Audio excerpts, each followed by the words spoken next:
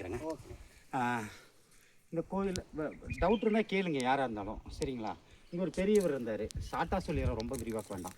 அவர் தான் இங்கே கடவுளை பார்த்தது. 1976 வருஷம் 24 மே மாதம் திங்கக்கிழமை காலையில் 11 மணிக்கு ஓமாதி முருகா இங்கே அப்பீட் ஆகிட்டாருங்க. காடு முருகா இருக்கார்ல, அவர் தான் இந்த அவதாரத்தில் ஓமாதி முருகாங்கிற பேரில் இங்கே அவதரிச்சிருக்காரு. அவர் ஃபஸ்ட்டு பார்த்தது பெரிய பார்த்தாரு, சீசேப்பில் பகல் 11 மணிக்கு, ரொம்ப பிரைட்னஸ். இப்போ கொஞ்சம் லைட்ஸ், சரிங்களா?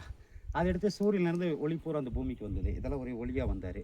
அந்த ஒளி பூமியோட அடியில் போயிட்டு மேலே வரும்போது அக்னியாக வந்தது. வானத்துக்கு பூமிக்கு அக்னி, அக்னியிலேருந்து ஹியூமன் ஃபார்ம் ஓமாதி முருகா வெளிப்பட்டார். அவர் அவதரித்த 8வது நாள் காட்டு யானை தான் பூமிக்குள்ளேருந்து இந்த 3 சிலைகளை எடுத்து கொடுத்தது. இதெல்லாம் சுயம்பு தான். இது ஓம் ஆதி மகாலிங்கம், இது ஓம் பூஞ்சோலை அம்மன், பார்வதி அம்மா இருக்காங்க இல்லைங்க, அவங்க தான். வேல்டை படைச்சது மட்டும்தான் அப்பா, அம்மாவுக்கு கிஃப்டாக கொடுத்தது தான் இந்த பூமி. அம்மா தான் ஃபஸ்ட்டு பூமியில் காலை வச்சாங்க. பூவுலகில் தோன்றிய அம்மன் பூஞ்சோலை அம்மன். மனிதர்களுக்கு அவங்க பேர் தெரியாமையே போயிடுச்சு. இப்போ மறுபடியும் ஓமாதி முருகாவுக்கு எங்கள் அம்மாவாக வந்துருச்சு. அவங்க பேரும் புகழும் உலகமெல்லாம் பரவச்சுன்னு அதான் நல்லபடி பூஞ்சோலை. அதை இவங்க வியூ பாயிண்ட் ஆகிட்டாங்க, வேண்டாங்க.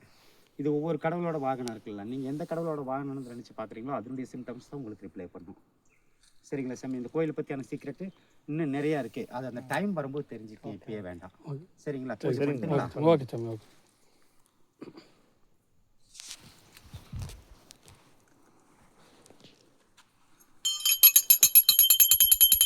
ஓம் தாத்தா, நீங்கள் யார் யார் இன்னும் கேட்குறாங்களோ எல்லா காரியம் வச்சுட்டு எல்லா உதவியும் அவங்க கேட்குறத கொடுங்க தாத்தா. ஓம் பூஞ்சோலம்மா, அவங்க கேட்குறத கொடுங்க. ஓம் ஆத்மி முருகா. ஓம் தாத்தா, அவங்க இன்னும் கேட்குறாங்களோ எல்லா காரியம் வச்சுட்டு எல்லா உதவியும் செய்யுங்க தாத்தா. ஓம் சிவாய நம்ம அப்பா, அவங்க கேட்குறத கொடுங்க. ஓம் ஆத்மி முருகா.